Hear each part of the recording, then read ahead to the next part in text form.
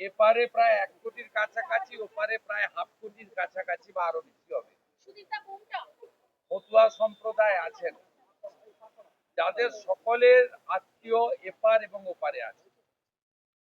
একটা পুরো গ্রামে 19টা বাড়ি, যার মধ্যে 10টা মতুয়া সম্প্রদায়ের এবং 9টা বৈষ্ণব সম্প্রদায়, অর্থাৎ সকলেই সনাতনী। তাদের বাড়ি পুড়িয়ে দেওয়া হয়েছে এবং তারা যেভাবে দিন কাটাচ্ছে এটা আমরা মেনে নিতে পারি না। আমি ডেপুটি হাই কমিশনারকে প্রথম বলেছি যে দেখুন, দেশের আভ্যন্তরীণ নিরাপত্তা আপনাদের, আমরা হস্তক্ষেপ করতে আসিনি, আমরা এমএলএ, আমরা আইনটা জানি, কিন্তু আমাদের সঙ্গে বাংলাদেশের সনাতনীদের এবং মতুয়াদের দুটো সম্পর্ক আছে। একটা হচ্ছে ধর্মীয় সম্পর্ক, আর একটা হচ্ছে আত্মীয়তার সম্পর্ক। আমার আত্মীয়, তিনি যে প্রান্তেই থাকুন না কেন, তার বাড়ি যদি পুড়িয়ে দেওয়া হয়, তিনি যদি আশ্রয়হীন হন, আক্রান্ত হন, আমি আত্মীয় হিসেবে ওটা অন্য দেশ, এটা অন্য দেশ চুপ করে থাকতে পারি না। স্বাভাবিকভাবে আমরা আত্মীয়তা এবং ধর্মীয় মেলবন্ধনের নিরিখে আজকে এখানে এসেছি। আমার সাথে মতুয়া সম্প্রদায়ের যারা বিজেপির বিধায়ক আছেন, তারা অনেকেই এসেছেন। একদিনের নোটিশে বলেছি, 1-2 জন আসতে পারেননি, তাদের অন্য প্রি অকুপাইড কাজ ছিল। আমার সঙ্গে আমাদের উদ্বাস্তু সেলের কনভেনার তথা কবিয়াল বিধায়ক অসীম সরকার ছিলেন। বনগাঁর মতুয়া সংগঠনের নেতৃত্ব, আমাদের অন্যতম নেতৃত্ব এমএলএ অশোক কীর্তনিয়া ছিলেন। মতুয়া সমাজের অন্যতম নেতা সংগঠক আরেক এমএলএ স্বপন মজুমদার ছিলেন। আরেক এমএলএ অম্বিকা রায় ছিলেন কল্যাণের, অসীম বিশ্বাস ছিলেন এবং আশিস বিশ্বাস ছিলেন। আর বহু মতুয়ার বাস ব্যারাকপুর এলাকা, সেখান থেকে ভাই পবন সিংহ ছিলেন। আমরা 3টে বিষয় নিয়ে এসেছিলাম যে আপনারা কি আইনত ব্যবস্থা নিয়েছেন, কারণ বাড়িগুলোতে যখন আগুন দেওয়া হয় তখন ফায়ার ব্রিগেডকেও ঢুকতে দেওয়া হয়নি।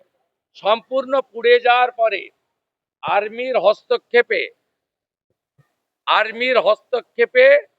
ফায়ার ব্রিগেড যখন পৌঁছায় তখন বাড়িতে আর কিছু ছিল না। কি করেছেন আপনারা? ওনারা স্বীকার করেছেন, ওনারা ইনফরমেশন কালেকশন করে বলেছেন যে একটি হত্যাকে কেন্দ্র করে, এটা পিন্টু বিশ্বাসের সঙ্গে আরেকজনের বিরোধ ছিল। পিন্টু বিশ্বাস অ্যাকিউজ, তাকে কেন্দ্র করে এটা হয়েছে। আমি বললাম, পিন্টু বিশ্বাস অ্যাকিউজ, এরা তো অ্যাকিউজ নয়, এদের সবার বাড়ি পুড়িয়ে দিলেন কেন? এই যে 1971-এ দেশটা সৃষ্টি হলো, বাংলাদেশের 30 লক্ষ মানুষ তারা আত্মবলিদান দিলেন, আর ভারতেরও প্রচুর বিএসএফ এবং আর্মি তারা আত্মবলিদান দিলেন। দেওয়ার পরে দেশটা স্বাধীন হলো, তখন হিন্দু জনসংখ্যা ছিল 23%, আজকে 7-7.5-এ নেমে আসছে। আপনারা কি চাইছেন এখান থেকে হিন্দু পলায়ন হোক? তাহলে আমরা নরেন্দ্র মোদীজি এবং অমিত শাহজির সৌজন্যে দীর্ঘদিনের লড়াই পিয়ার ঠাকুরদের,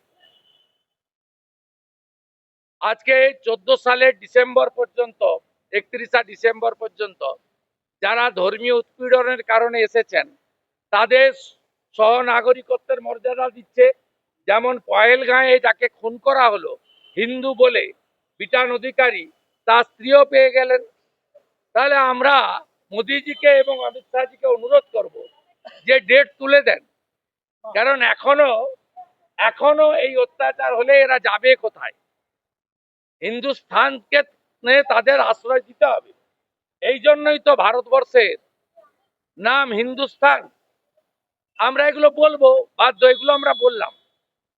ওনারা বললেন 7 জন অ্যারেস্ট হয়েছে এবং আমাদের বিশ্বাস কালকে মেলে আমরা অ্যাপয়েন্টমেন্ট চাই। পরে সাবজেক্ট জানতে চাও। বাংলা খবর, আপনার রাজনীতি, আপনার আওয়াজ।